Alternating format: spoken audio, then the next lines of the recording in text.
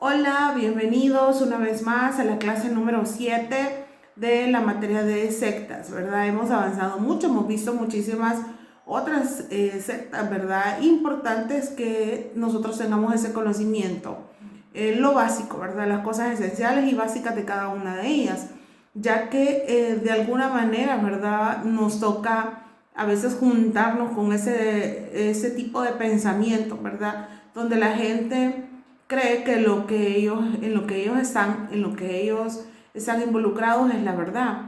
Y de la misma manera nosotros sabemos que tenemos la verdad. Entonces es como una lucha, ¿verdad? Hasta cierto punto entre personas con diferentes creencias. Los testigos de Jehová son personas súper insistentes. Yo creo que la mayoría de nosotros conocemos a alguien que es testigo de Jehová. Yo conozco a varias personas, unas que han estado antes, han sido testigos de Jehová y ahora son cristianas para la gloria de Dios, y otras personas que son todavía testigos de Jehová y aún así, ¿verdad? Yo puedo relacionarme con esa persona, quizás ahora ya no tanto como antes, pero en el tiempo que yo estuve relacionada con esa persona, era alguien de verdad que tenía un buen concepto, ¿verdad? Acerca de los cristianos también. Entonces, porque a veces está esa lucha, ¿verdad? Que ellos dicen acá, según su separata, que ellos son una denominación cristiana milenarista, ¿verdad? Además de eso, de esa expresión que es milenarista, también dice que es restauracionista, y otra de las palabras es que tienen una creencia anti... antitrinitarista. Entonces ellos no creen en la Trinidad y ellos lo que hacen es basarse todo, a basar todas sus creencias en una versión de la Biblia que ellos han diseñado para ellos, que es la Biblia que se llama Traducción del Nuevo Mundo de las Sagradas Escrituras. Y el objetivo de ellos dicen que es evangelizar a todo el mundo, ¿verdad? En el reino de Dios y tratar de que honren a Jehová. Esta entidad jurídica tiene un nombre en inglés que está súper largo, y igual no puedo mencionarlo, pero ahí lo tienen. Dice que esta fue fundada en 1881 por Charles Taze Russell, quien la presidió hasta su muerte en 1916. Él fue el que comenzó, ¿verdad?, este movimiento. Luego dice que hubieron varias publicaciones oficiales, ¿verdad? Acerca de esto, dice, y en la actualidad esta es dirigida por un cuerpo gobernante desde su sede principal en Warwick, Nueva York. Este cuerpo gobernante se encarga de establecer la doctrina oficial de la Congregación Mundial. Es decir, lo que ellos hacen, lo que ellos arman ahí, eso es lo que todos los demás deben de hacer. Vea que hay un poco de historia, ¿verdad?, acerca de eso. Dice que los testigos de Jehová fueron pertenecientes a un movimiento de estudiantes de la Biblia, el cual fue organizado por nuestro fundador, ¿verdad?, que se menciona acá, Charles Taze Russell, en el año 1870. Y eso fue en Pensilvania. Entonces, él comenzó todo este movimiento con ese grupo de estudiantes. Luego dice que en 1879 este movimiento publicó el primer número de la revista Zion, ¿verdad? Algo así. Ahí está donde dice que continuó desarrollándole y actualmente se ha constituido como la publicación más conocida. Yo creo que es parte de lo que nosotros sabemos de manera general acerca de los testigos de Jehová. Y esta revista se conoce con el nombre de la Atalaya. En 1881 dice de que ellos fundaron esta entidad y fue nombrado Russell como presidente en 1884. O sea que es una secta que ya tiene algo de tiempo de estar funcionando. Luego dice de que cuando él falleció, ¿verdad? Cuando este hombre falleció, se hizo cargo otro que se llama Joseph Franklin Rutherford, ¿verdad? Y luego también tenemos que dice que este hombre lo que hizo fue que definió el nombre de testigos de Jehová basados en el pasaje del canon bíblico Isaías 43, 10 y 11, y el nombre se adoptó el 26 de julio de 1931, así como Testigos de Jehová. Dice que hubo una asamblea en Columbus, Ohio, en el mes de julio. Ahí fue donde ellos decidieron ponerle ese nombre y ya quedó como más que establecido. Luego tenemos a otro de los presidentes de esa sociedad que se llama Nathan Homer North, y este hombre también estuvo un tiempo ahí. Luego tenemos a otro que se llama Alden Adams, y él estuvo hasta el 2019.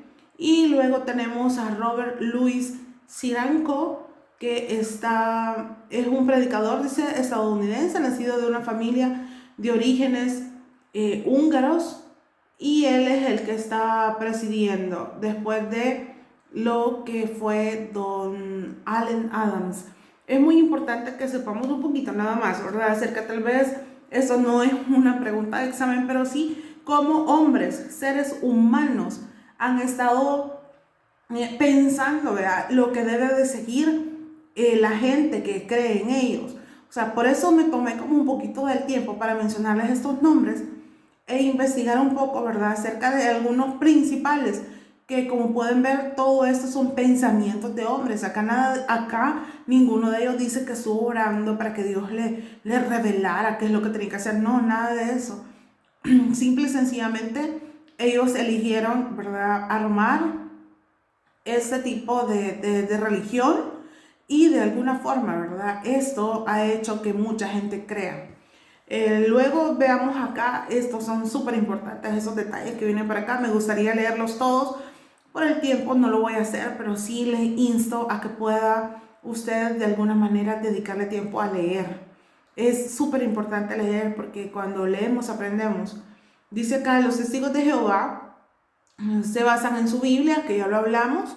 Creen en Jehová como el único Dios, el cual es omnisciente, pero no omnipresente.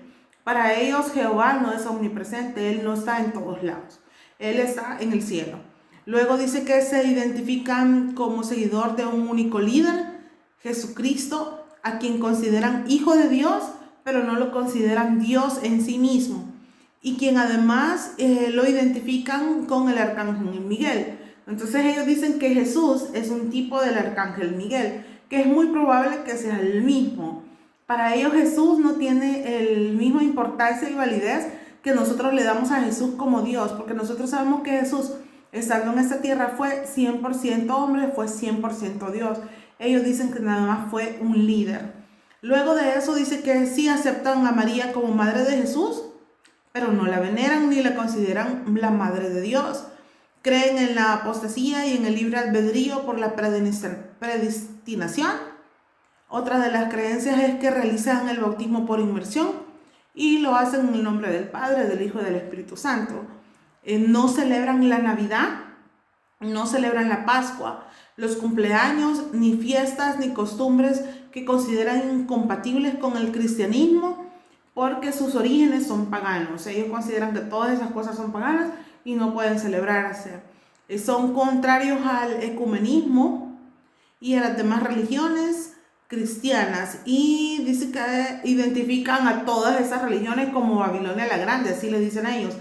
Otra cosa importante también es que no consideran obligatorio el descanso semanal, pues argumentan que el feriado sabático de la ley mosaica estaba destinado exclusivamente para Israel. Aquí es donde a veces hay ciertas contradicciones, ¿verdad? Porque dicen que unas cosas sí son para nosotros, pero otras no. Sabemos que la Biblia, es la palabra de Dios, ha sido inspirada por Dios, escrita por hombres, pero inspirados por Dios. Luego dice acá que en sus liturgias evitan el uso de imágenes y símbolos, no ofrecen adoración a la cruz cristiana, no creen en los dones milagrosos, desaconsejan, dice, jugar ajedrez, la música rock, metal, rap, las películas y literaturas de temas mágicos como vampiros, brujos, fantasmas, y obviamente géneros de terror, de acción, violencia, espiritismo o con contenido sexual. Ellos prohíben todo ese tipo de cosas. Creen que la parausia ya se produjo en 1914. No sé si ustedes se recuerdan o lo están viendo en alguna materia ¿verdad? Acerca de lo que es el arrebatamiento. Entonces para ellos dice que eso ocurrió iba a ocurrir en octubre de 1914. Luego dice acá que ellos creen que el Armagedón está cerca, que el establecimiento del reino de Dios en la tierra es la única manera de salvarse. Ellos consideran toda esa situación. Consideran que también dice acá que la sociedad es alguien que debe de estar siempre como a la vanguardia, ¿verdad? De las situaciones. Ellos también consideran, otra de las cosas es que está moralmente corrupta. Es decir, donde nosotros vivimos, ¿verdad? Y eso todos lo sabemos, ¿verdad? Que vivimos en una sociedad que está así, entonces ellos dan garantía de que eso es así. Dice que se refieren al cuerpo de Cristo, se refieren a su cuerpo, perdón, de creencias como la verdad. Los testigos creen que la mayoría de cristianos consideran pecado e inmorales la masturbación, la pornografía y eso por faltas de conducta. Dice que pueden ser sometidos a diferentes acciones disciplinarias. En realidad yo ya había escuchado un poco acerca de eso, pero al leer nuevamente, ¿verdad?, acerca de ellos, me di cuenta que ellos son como muy estrictos en esa situación cuando alguien comete algún pecado. Y esta persona, si comete pecado, puede llegar a ser hasta expulsada de la congregación. Lo que más se conoce de ellos son las publicaciones de la Atalaya y la revista Despertar. Son conocidos por su oposición, dice, al servicio militar. Los testigos de Jehová creen en la creación divina y rechazan el naturalismo y la evolución biológica. Y piensan que Jesús siguió una tradición judía de la no pronunciación del tetragramatón, que son las siglas, ¿verdad?, de Jehová, que son la Y, la H, la W, y esas siglas que están ahí. Entonces, ¿qué significan Jehová? Sus reuniones las hacen semanalmente. Ellos se reúnen semanalmente. Obviamente, como ya escuchamos, ¿verdad?, ellos lo hacen en un día, no importa, o sea, no tienen un día específico para hacerlo. Aunque cada uno establece, ¿verdad? Como que cada país o cada región establece un día. Dice que se reúnen una vez al año en algo que se llama, quiero ver, acá está, la celebración anual de la conmemoración de la muerte de Jesús o Cena del Señor. Y eso para ellos dice que se hace en el mes de Nisan. Y ese tiene que ser el día 14. Y ese mes de Nisan, bíblicamente hablando, es una fecha entre marzo y abril. Los testigos de Jehová no creen en la substanciación, en la transubstanciación, ¿verdad? Por lo que ellos creen que nada más representan el vino y el pan, representan nada más a Jesús. Y creo que en eso pues están bastante bien y correctos. Y dice de que en sus reuniones se interpretan canciones compuestas íntegramente solamente por ellos, por los testigos de Jehová. Tienen varios cancioneros ellos acerca de eso. Algo que a mí sí me impacta y me sigue impactando acerca de los testigos de Jehová es el hecho de que ellos no acepten una transfusión de sangre. Es algo, no sé, que yo considero, ¿verdad?, a mi parecer, de sumamente importancia, ¿verdad? Porque han existido muertes dentro de los testigos de Jehová que pudieron haber sido evitadas, simple y sencillamente porque sus creencias no permitían que la persona pudiera recibir sangre. Dice que ellos se basan en Génesis 9:4, Levítico 17:10, Deuteronomio 12:23, Hechos 15 del 28 al 29 y también Levítico 17:14. Las rechazan porque aun cuando de ello dependiera su vida, ellos no las quieren, no quieren y no aceptan recibir sangre. Sí aceptan las cirugías, sí las aceptan las operaciones, pero aquellas operaciones en las que no es necesario hacer una transfusión de sangre. Y dice que históricamente dice que han rechazado la vacunación y aceptación o donación de órganos. Actualmente dice es un asunto de decisión personal mientras no se incluyan las transfusiones de sangre, ¿verdad? Eso, ellos ya lo han considerado en algunos momentos. Si es necesario hacer una operación, la hacen. Eso sí, pues sí lo hacen. Ellos dicen que tienen dos sistemas de servicio relacionados con respecto a este tema. y uno es el Servicio de Información sobre Hospitales y el otro es un comité de enlace con los hospitales. Significa que los hospitales ya están enterados de qué personas son las que no pueden recibir transfusiones. Y otra de las cosas importantes es lo del cuerpo gobernante dentro de lo que es los testigos de Jehová. Dice que es una coordinada y dirigida a nivel nacional por un cuerpo gobernante que además ejerce como la principal entidad legal de la corporación, cuya sede central siempre se encuentra ahí en Nueva York. Todos los miembros del cuerpo gobernante se consideran ungidos. Además de eso, están por sobre el presidente de la asociación legal. Sus distintas sucursales son dirigidas a su vez por comités de sucursal, ¿verdad? Esta es como la jerarquía, ¿verdad? Que ellos están teniendo, las jerarquías que ellos tienen. Tenemos el cuerpo gobernante, luego van los comités de sucursal. Estos a su vez se dividen en circuitos. Dice, después de circuitos, estos vienen los superintendentes de circuitos y las congregaciones que se reúnen en templos denominados salones del reino, ¿verdad? Que esa es como la palabra común, la que nosotros más conocemos como los salones del reino. Luego dice que cada congregación tiene un cuerpo de ancianos a quienes se les encomiendan diversas tareas de supervisión y pastoreo. Así es como ellos trabajan, ¿verdad? De un cuerpo gobernante, sucursales, circuitos y todo eso. Dice que algo importante y eso fue como le explico, o sea, es súper importante que ellos hacen algo que hacen que las personas se sientan parte de, pero al mismo tiempo pueden ser cuestionadas por un comité judicial. Este comité judicial dice acá que cuando un testigo de Jehová comete lo que de acuerdo con sus creencias y normativas de la comunidad es un pecado, dice que este es juzgado por ese comité judicial, el cual está conformado por 3 o más ancianos. El comité se reúne con el acusado para establecer la gravedad del pecado realizado. Le explica, ¿verdad? Bueno, este es su pecado, eso fue lo que usted hizo. Y eso lo hacen de forma personal con la persona que cometió el pecado.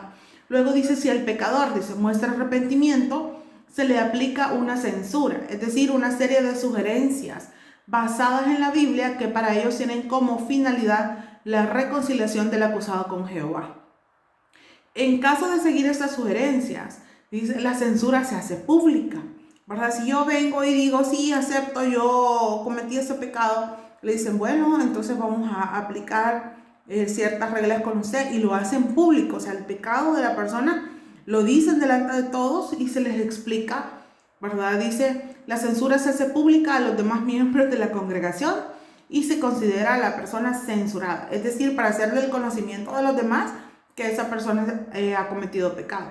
Si por el contrario, dice, si durante la etapa de censura el acusado no muestra arrepentimiento, entonces la persona es expulsada de la congregación y aislada de esta.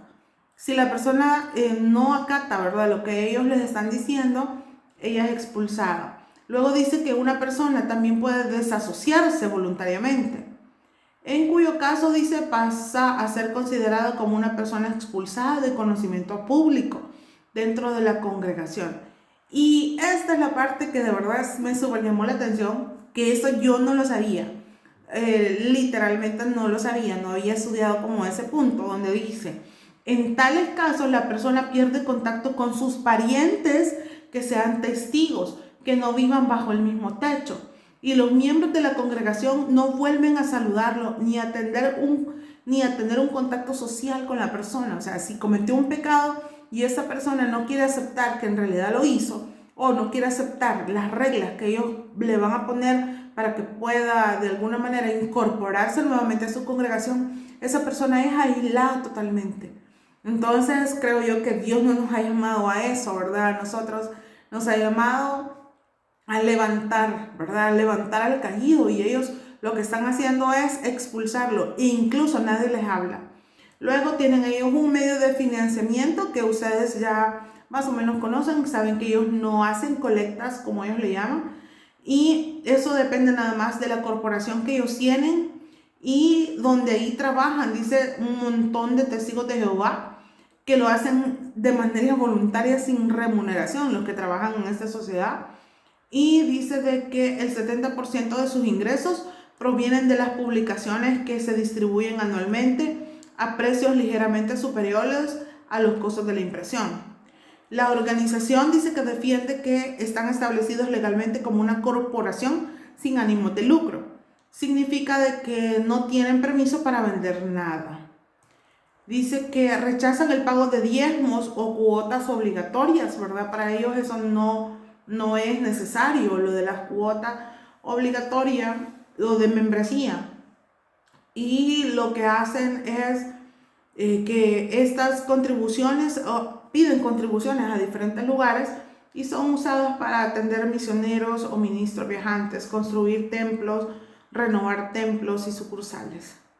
Las publicaciones de lo que son las atalayas, la primera de ellas, ahí tienen ustedes una imagen que es un tanto antigua, ¿verdad? Y dice de que fue en 1879.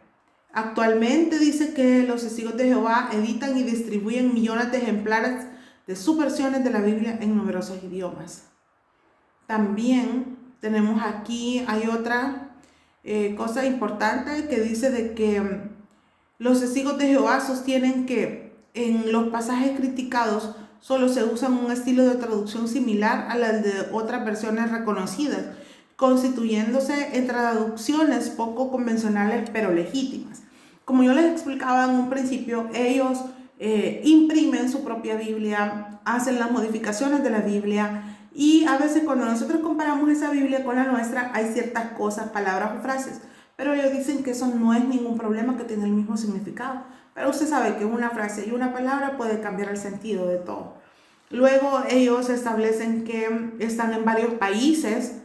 Dice que se encuentran en 240 países, tienen 119.712 congregaciones, testigos de Jehová activos hay 8.7 millones y la cantidad de Biblias publicadas en 185 idiomas son 227 millones.